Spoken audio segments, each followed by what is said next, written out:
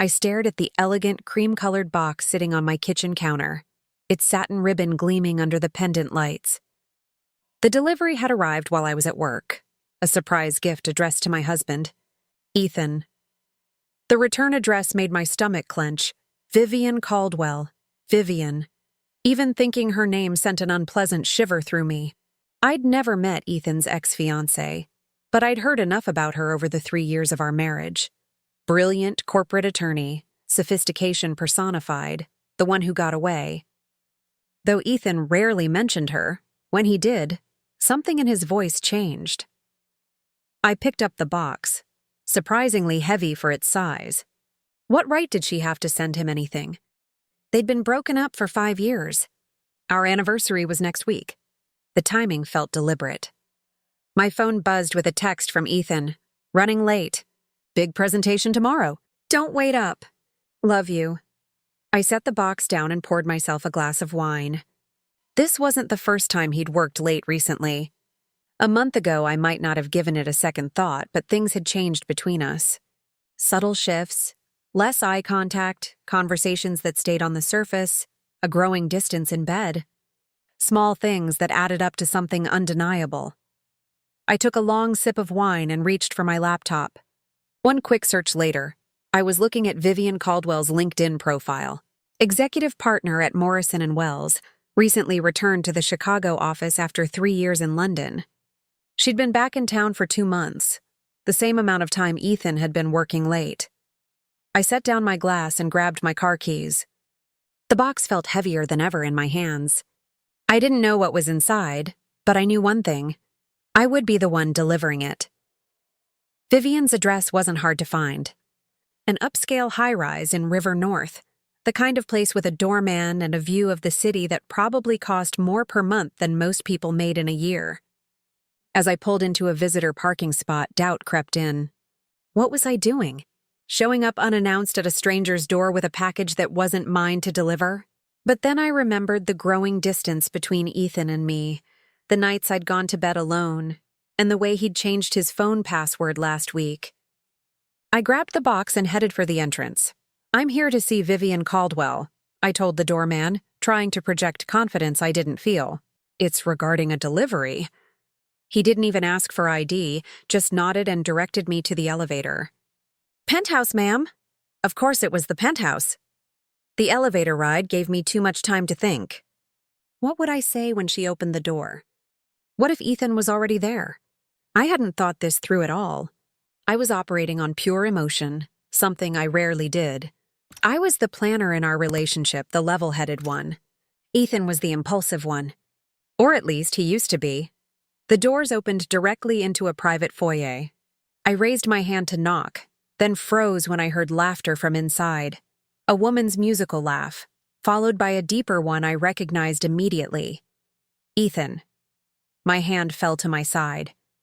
Hearing his voice in her apartment made this real in a way that all my suspicions hadn't been. I nearly turned around, nearly fled back to the elevator and the safety of denial. But then I heard Ethan say something about finally making the right choice, and rage replaced my uncertainty. I knocked sharply. The voices inside went silent. Footsteps approached, and the door swung open to reveal a woman who had to be Vivian. Tall and elegant in a cashmere sweater and tailored pants, dark hair swept back in a sophisticated twist. Her smile of greeting froze when she saw me, a stranger, standing there. "Can I help you?" she asked, her voice cultured and confident. "I'm here to deliver this," I said, my voice steadier than I expected. I held out the box. "It's for Ethan." Her perfectly arched eyebrows drew together in confusion. "I'm sorry, who, Becca?" Ethan appeared behind her, his expression transforming from relaxed to shocked in an instant. His smile vanished as if it had never been there. "What are you doing here?" I extended the box toward him, my hand trembling slightly. "Special delivery." The three of us stood in a tableau of awkward tension. Vivian looked between Ethan and me, comprehension dawning on her face. "You must be Rebecca," she said, her voice carefully neutral. "Please, come in." That was not the response I'd expected. I'd prepared myself for hostility, for her to slam the door in my face, or for Ethan to usher me away in embarrassment. Being invited in threw me completely off balance. "I don't think that's necessary," I said stiffly. "I just came to deliver this." I thrust the box at Ethan again. He took it automatically, his face pale. "Becca, this isn't what you think. The oldest line in the book." I almost laughed. "Really?" "Because I think my husband is in his ex-fiancée's apartment at 9 o'clock at night, when he told me he was working late." Again. Vivian sighed. "Please come inside, Rebecca. I think we all need to talk." "I have nothing to say to either of you." "Then listen," she said. Something in her tone, not pleading, but firm and somehow urgent, made me hesitate. I stepped into the apartment, taking in the expansive space with floor-to-ceiling windows overlooking the Chicago skyline. The furnishings were minimal but obviously expensive, all clean lines and neutral colors. Nothing like our cozy Craftsman in Lincoln Park filled with flea market finds and wedding gifts. "Would you like something to drink?" Vivian asked, the perfect hostess even in this bizarre situation. "No," I said, then reconsidered. "Actually, yes. Whatever is strongest." A ghost of a smile crossed her face. "Bourbon it is." As she moved to a bar cart in the corner, Ethan set down the box and stepped toward me. "Becca, I know how this looks, but I swear—" "Don't," I said, holding up my hand. "Just don't. I'm not interested in whatever excuse you've prepared." "It's not an excuse," he insisted, lowering his voice. "Vivian and I are working on something together. Something important. I bet you are." Vivian returned with 3 tumblers of amber liquid. She handed one to me, one to Ethan, and kept the third. "Let's sit down." I remained standing. "I prefer to stand." She nodded, accepting this. "Fair enough." She took a sip of her drink. "I understand why you're upset, Rebecca. Finding your husband here after he told you he was working late. It looks terrible." "It is terrible," I corrected. "Yes," she agreed, surprising me again. "But not for the reason you think." She glanced at Ethan. "Should I tell her or do you want to?" He ran a hand through his hair, a gesture of frustration I knew well. "I should." He turned to me. "Becca, Vivian and I aren't having an affair." I gave a short, bitter laugh. "Then what exactly are you doing?" "We're building a case against Martin Shaw." The name hit me like a physical blow. Martin Shaw was Ethan's boss and mentor, the founding partner of Shaw and Associates, the investment firm where Ethan had worked for the past 7 years. "What are you talking about?" I asked, my anger momentarily displaced by confusion. Ethan gestured to a dining table covered with papers, laptops, and legal pads. "We've been gathering evidence. Financial records, emails, witness statements. Martin's been running a Ponzi scheme for years, Becca. Hundreds of millions of dollars. And I helped him do it." I felt like the floor was tilting beneath me. I took a long swallow of bourbon, welcoming the burn. "You helped him?" "Ethan, what the hell does that mean?" He looked away, unable to meet my eyes. "It means I've been moving money around, setting up shell companies, creating fake returns." I didn't know what it was at first. Martin would give me tasks, tell me they were special projects, confidential. By the time I figured out what was really happening, I was already implicated. I sank onto the nearest chair, my legs suddenly unable to support me. "How long?" 3 years. Almost since I started working directly under him. Our entire marriage. While we'd been building a life together, planning for children, saving for a house, he'd been participating in a financial crime that could send him to prison. The magnitude of his betrayal was almost incomprehensible. "Why didn't you tell me?" My voice was barely above a whisper. "I was ashamed," he said, his own voice breaking, "and afraid. At first I thought I could fix it myself. Find a way out without anyone knowing. Then I realized how deep it went, how many people were going to lose everything. I couldn't face you knowing what I'd done." Vivian stepped in. "That's when he contacted me."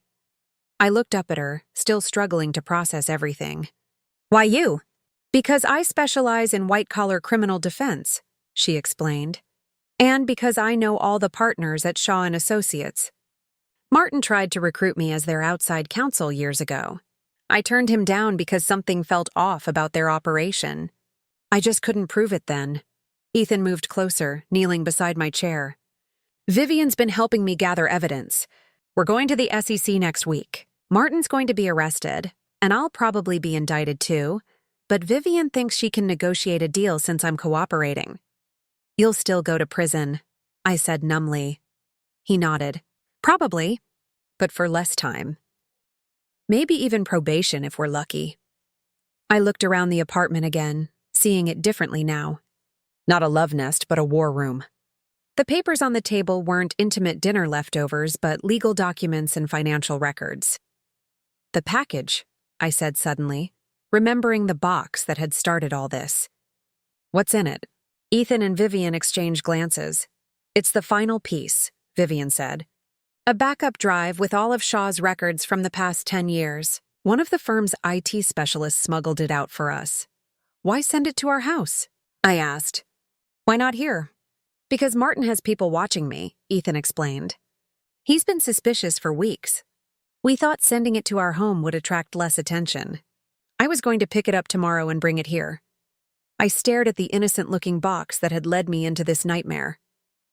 So this whole time, when you were working late, I was here, he admitted. Building a case against my boss. Not having an affair. The relief I should have felt at this revelation was overshadowed by a new, deeper betrayal. Why didn't you trust me with the truth, Ethan? I'm your wife. I was trying to protect you, he said, reaching for my hand. I pulled away. No, I said, the pieces falling into place.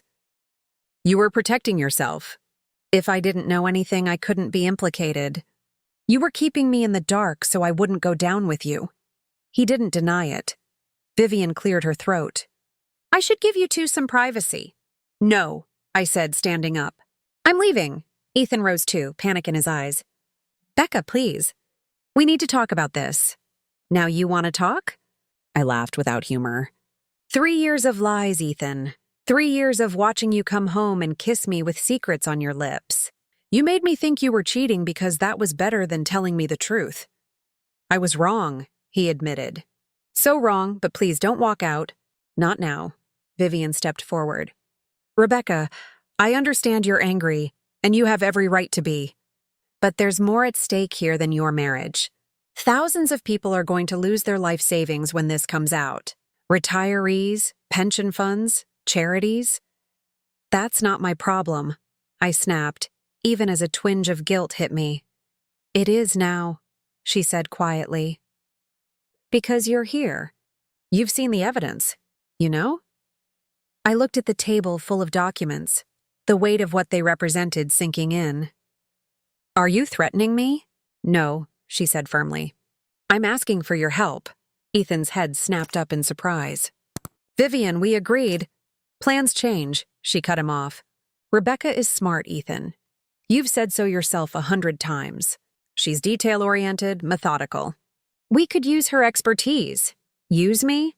I repeated incredulously. After being kept in the dark for years, now you want to drag me into your mess? It's already your mess, she said bluntly. The moment you walked through that door, it became your mess.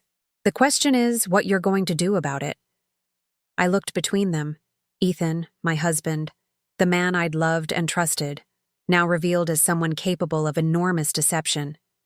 And Vivian, his ex, who in the span of 20 minutes had shown me more honesty than he had in years. I need time to think, I said finally. Ethan nodded eagerly. Of course, whatever you need. Alone, I added, moving toward the door. Rebecca, Vivian called after me. The package. You should take it with you. I turned back. Why? Because it's safer with you, she said. Martin doesn't suspect you, and because you deserve to see what's in it before you decide what to do. I hesitated, then walked back and picked up the box. It felt even heavier now, laden with consequences I couldn't fully comprehend. 1 week, Vivian said. That's all the time we have before we go to the SEC. I nodded once, not committing to anything, and left without looking at Ethan again. I drove around aimlessly for almost an hour, the box sitting on my passenger seat like a ticking bomb. Finally, I ended up at a 24-hour diner on the outskirts of the city. the kind of place where no one would know me or care about a woman sitting alone at midnight. I ordered coffee I didn't want and slid into a booth in the far corner. The waitress, an older woman with tired eyes, brought my cup without comment and retreated to the counter where she resumed watching something on her phone. I pulled the box toward me and untied the ribbon. Inside was a portable hard drive, a letter in a sealed envelope, and a USB flash drive. I took out my laptop and plugged in the hard drive first. It contained thousands of files, spreadsheets, emails, bank statements, offshore account details. Even with my limited financial knowledge, I could see the pattern of fraud. Money moved in circles, creating the illusion of growth and returns while actually being siphoned off to accounts belonging to Martin Shaw and his inner circle. Ethan's name appeared throughout the documents, his digital signature on transfers and accounts. There was no question about his involvement. I ejected the hard drive and picked up the flash drive next. It contained fewer files, but what it did contain was devastating. Recorded conversations between Martin and his co-conspirators, including several with Ethan where Martin explicitly directed him to falsify records. In one particularly damning recording, Ethan questioned a transfer, saying it seemed too obvious. "That's why we have you, kid," Martin's voice replied, "to make it not obvious. Just do what I tell you and keep your mouth shut. Remember, your name's on this too now." I closed the file, feeling sick. Finally, I opened the letter. It was from someone named Daniel Weiss, according to the signature at the bottom. "Vivian, as promised, here's everything I could salvage before they started purging servers. Shaw knows something's up. He called an emergency partners meeting yesterday and ordered a complete system upgrade that's clearly meant to destroy evidence. I've already resigned and cleared out my desk. My wife's sister lives in Portland, so that's where we're headed until this blows over. I've included a statement detailing everything I witnessed over the past 5 years, signed and notarized as you requested. Tell your client he's doing the right thing. A lot of people are going to lose money when this house of cards collapses, but at least they'll know why." I set down the letter and stared out the window at the empty parking lot. Everything Ethan and Vivian had told me appeared to be true. This wasn't an affair. It was something far more complicated. My phone buzzed with a text from Ethan. "Are you safe? Please let me know you're okay. I'm so sorry I didn't respond." Instead, I called the one person I knew I could trust. "Becca?" My sister's voice was groggy with sleep. "It's midnight. Is everything okay?" "No," I said, my voice finally breaking. "Nothing is okay. Can I come stay with you for a few days? I need somewhere to think." "Of course," Megan said, instantly alert. "What happened? Is it Ethan?" "Yes," I said. "But not the way you think. I'll explain when I get there." "I'll put on coffee," she said. I hung up and gathered the contents of the box, my mind made up. I would go to Megan's, share what I'd discovered, and figure out what to do next. Because one thing was clear, I couldn't go home. Not tonight. Maybe not ever again. 3 days at Megan's apartment gave me time to think, to process, to come to terms with the new reality of my life. My sister had been predictably outraged on my behalf, ready to call a divorce lawyer immediately. But something held me back. I spent hours reviewing the files, trying to understand the full scope of what Ethan had done. The more I learned, the more questions I had, questions only Ethan or Vivian could answer. On the 4th day, I texted Ethan, "I'm coming to Vivian's tonight. Can be there." His response was immediate, "I'll be there." "Thank you." I arrived precisely at 8, the box and my laptop in tow. This time, the doorman recognized me and waved me through. The elevator ride felt shorter than before, my purpose clearer. Vivian opened the door before I could knock, as if she'd been waiting.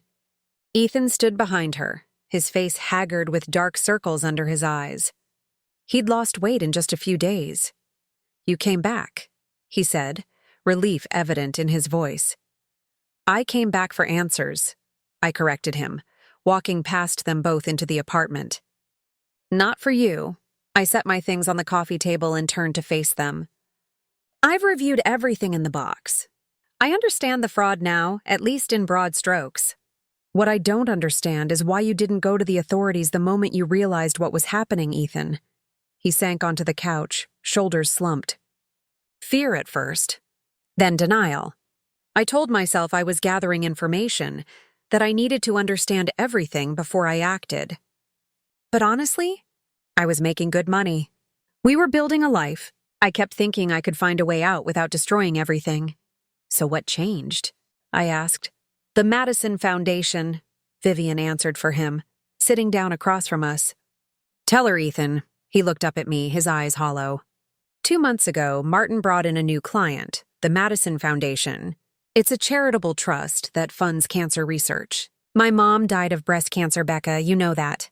I nodded. His mother had passed away a year before we met. He still made donations to cancer research in her name every year on her birthday. They invested $40 million, he continued. Money meant for research, for finding cures, for helping people like my mom. And I knew it was going to disappear into Martin's scheme. That's when I finally admitted to myself that I couldn't fix this from the inside. I needed help. So you called Vivian, I said. He nodded. She was the only person I could think of who had the legal expertise and who wouldn't be compromised by connections to Shaw and Associates. I turned to Vivian. And you agreed to help him just like that? After he broke off your engagement? A slight smile crossed her face. Our relationship ended because we wanted different things, not because we stopped caring about each other. And this is exactly the kind of case I live for, taking down corrupt executives who think they're untouchable. You've been working together for 2 months, I said. Why wait so long to go to the SEC? Building a case takes time, she explained. We needed irrefutable evidence, witness statements, a complete picture of the fraud. Going in with incomplete information would have given Martin time to cover his tracks. I digested this, then asked the question that had been burning in me for days. How many people will be hurt when this comes out? Ethan and Vivian exchanged glances. Hundreds, maybe thousands, Ethan admitted. The firm manages over $2 billion in assets. Some clients will recover a portion of their investments through insurance and legal settlements, but many will lose everything. And you? I asked him. What happens to you? He looked down at his hands. Best case scenario, probation and a lifetime ban from the financial industry. Worst case, 5 to 10 years in federal prison. The reality of it hit me anew. My husband could go to prison. Our life as we knew it was over regardless of what happened next. I have a counter-proposal, I said, opening my laptop. I've been analyzing the data. There's a way to minimize the impact on innocent investors while still bringing Martin to justice. They both looked at me with surprise. I'm listening, Vivian said. I pulled up a spreadsheet I'd created over the past 3 days. Martin and his inner circle have been siphoning money into personal accounts for years. Based on the records, I estimate they've stolen approximately $300 million. Ethan leaned forward. That's consistent with our calculations. But, I continued, the total shortfall in client accounts is closer to $500 million. The difference is what's been used to pay returns to existing investors, the classic Ponzi structure. Vivian nodded. That's the nature of the scheme. New money pays old investors. Here's what I propose, I said, clicking to another tab. We focus on recovering the $300 million that's been stolen. If we can claw that back, we can at least partially reimburse the investors who stand to lose everything. How? Ethan asked. That money's been moved offshore, invested in real estate, art, who knows what else. I've tracked it, I said, unable to keep a note of pride from my voice. Finance may not be my field, but data analysis is. I've traced most of the stolen funds to specific accounts and assets. I turned the laptop so they could see my work, a complex web of transactions, all leading back to Martin Shaw and 5 other partners. Vivian studied it, her expression impressed. This is remarkable, but even if we know where the money went, recovering it will be a legal nightmare. It could take years. That's where you come in, I said. You're the legal expert. I've identified the assets.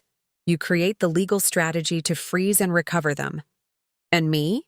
Ethan asked quietly. What's my role in this? I met his eyes for the first time since entering the apartment.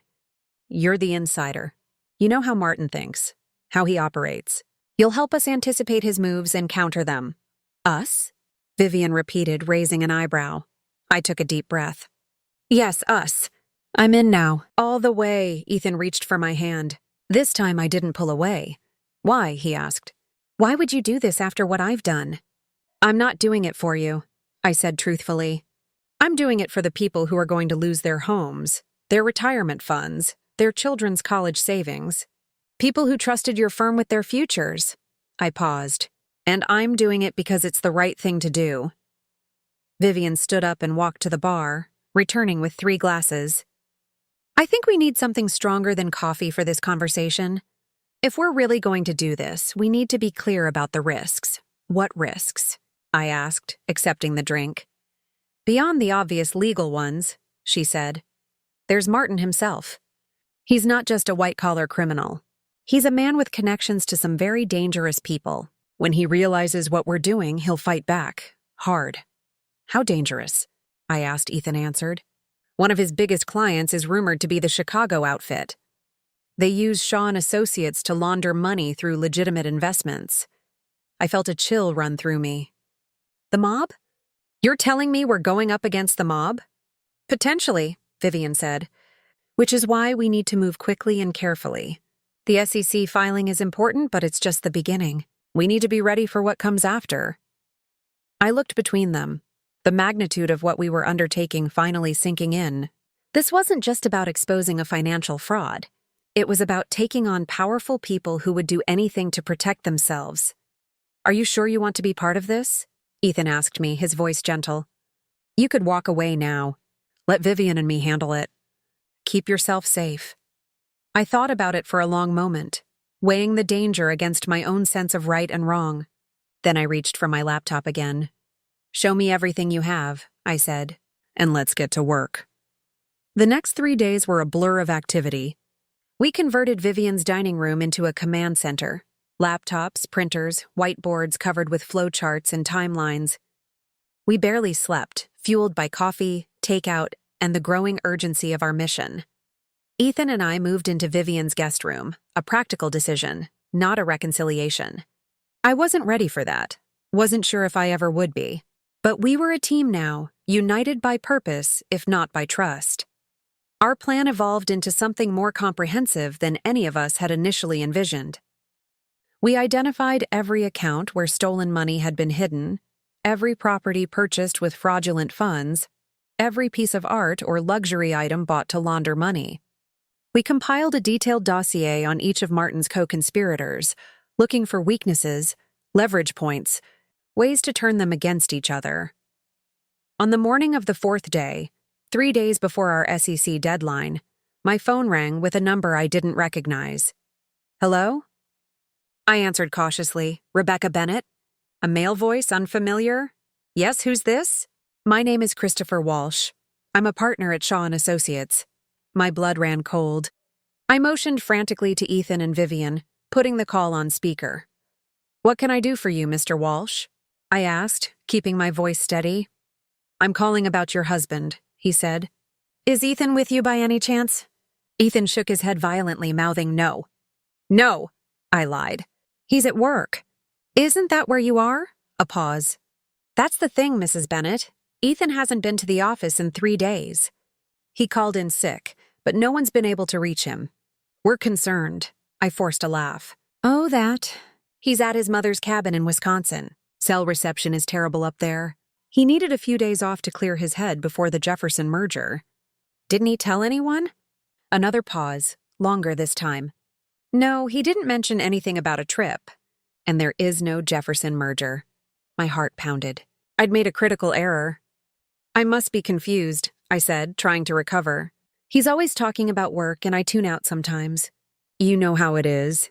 Mrs. Bennett, Walsh said, his voice hardening. I think it would be best if you told Ethan to call Martin directly. Today. It's quite urgent. I'll give him the message when he checks in, I promised. Is there anything else? Just tell him Martin said the audit has been moved up. He'll understand what that means. The line went dead. I looked up at Ethan, who had gone pale. "What does that mean?" I asked. "What audit?" "It's code," he said, his voice shaking. "When the firm is about to be investigated, either internally or externally, Martin calls it an audit. Moving it up means—" He swallowed hard. "It means they know. They're accelerating their timeline because they suspect something's happening."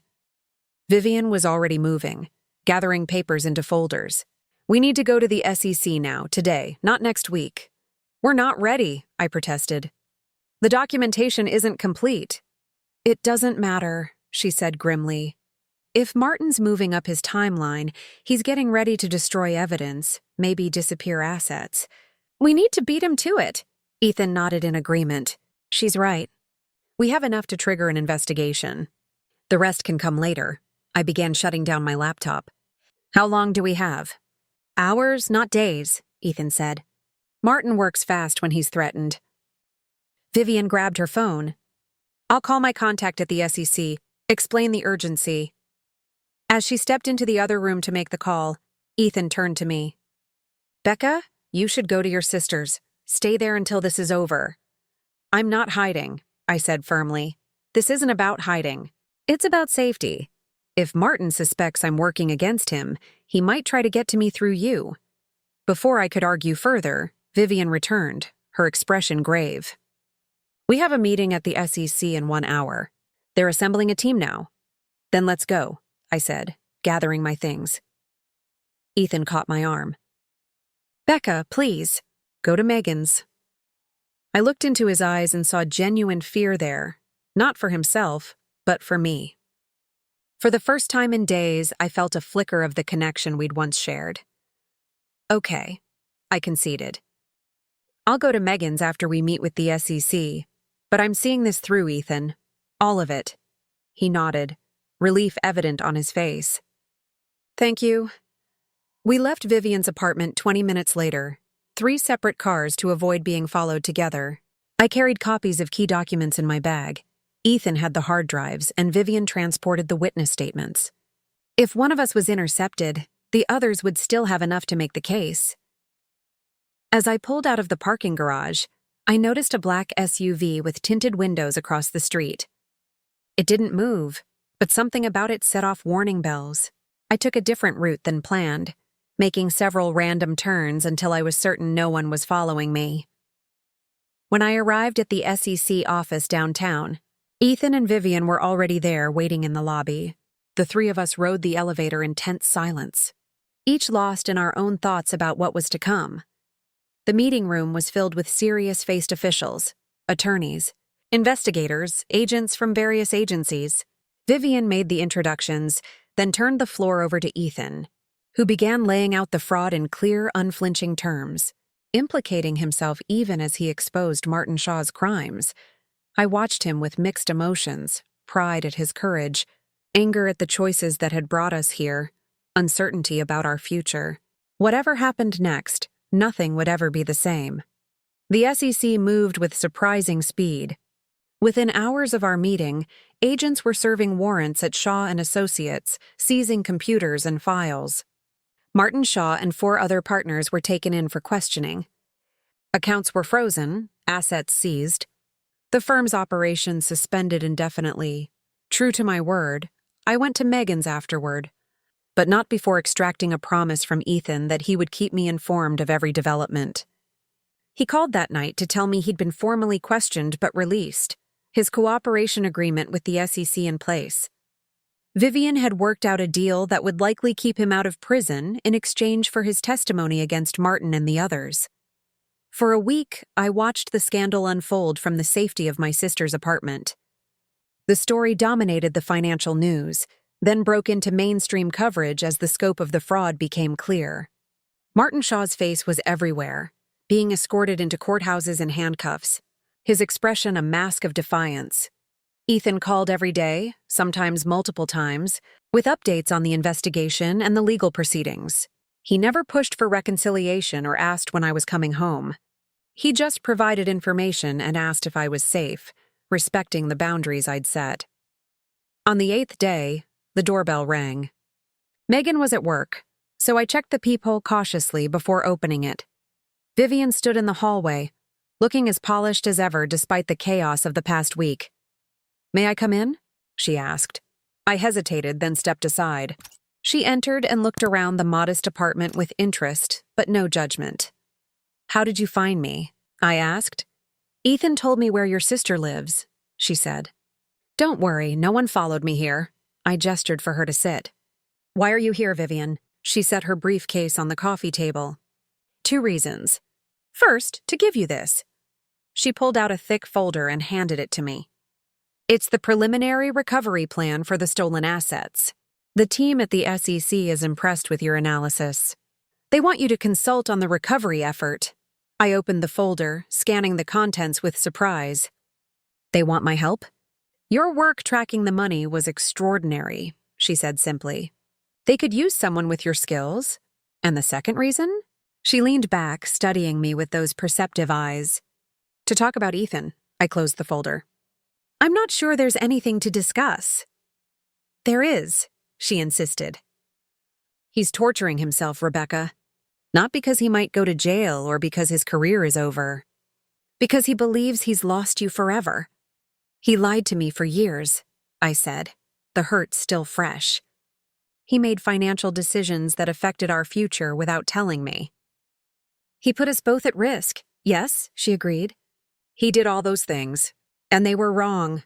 Unquestionably wrong. But," I prompted, hearing the implied conjunction, "but he also found his moral compass when it mattered most. He chose to do the right thing, knowing it would cost him everything. Including you." I looked away. "I'm not sure that's enough." "It might not be," she acknowledged. "Only you can decide that. But before you do, there's something else you should know." She reached into her briefcase again and pulled out a small wrapped package. "He asked me to give you this." I took it hesitantly. "What is it?" "Open it." I unwrapped the package to find a small velvet box. Inside was a simple silver compass pendant on a chain. "He had it made last week," Vivian explained. "He said it was to remind you that even when he lost his way, you never did. Your moral compass stayed true." Tears pricked at my eyes unexpectedly. "Why didn't he give this to me himself?" "Because he's giving you space. Because he doesn't think he deserves forgiveness." She stood up. "I should go. The decision is yours, Rebecca. But speaking as someone who once loved Ethan too, I believe he's worth a second chance." She walked to the door, then paused. "Oh, and the recovery plan? The SEC needs your answer by tomorrow." After she left, I sat for a long time, turning the compass pendant over in my hands, thinking about choices and consequences, betrayal and redemption. Finally, I pulled out my phone and called Ethan. "Becca?" He answered on the first ring, his voice hopeful and fearful all at once. "I got the compass," I said. "It's beautiful." "I meant what it symbolizes," he said softly. "You've always been my true north, even when I was too lost to follow you." I took a deep breath. "I'm coming home tomorrow. Not to stay, not yet, but to talk. Really talk." "That's more than I deserve," he said, his voice thick with emotion. "We have a lot to figure out, Ethan. This isn't going to be fixed in one conversation." "I know," he said. "But it's a start." "Yes," I agreed, closing my hand around the compass. "It's a start." The next morning, I packed my things and said goodbye to Megan, promising to keep her updated. Then I drove back to the house Ethan and I had shared, not knowing if we could rebuild what we once had, but certain that we both deserved the chance to try. As I pulled into the driveway, I saw him waiting on the porch, a tentative smile on his face. The SEC folder sat on the passenger seat beside me, my answer already decided. Whatever came next, for us, for the victims of the fraud, for the future we might still create together, I was ready to face it head on. I stepped out of the car, the compass pendant hanging around my neck, and walked toward him, toward whatever waited on the other side of betrayal, where truth and forgiveness might eventually meet. And that wraps up today's story. Now we want to hear from you. Where are you watching from? Drop your city or country in the comments, and let's see how far these stories reach. If this story moved you or gave you chills, give it a like, share, and subscribe for more powerful stories. One last thing, rate the story from 1 to 10 in the comments. Your feedback helps us bring you even better ones next time. Thanks for watching. We appreciate you being part of this storytelling journey.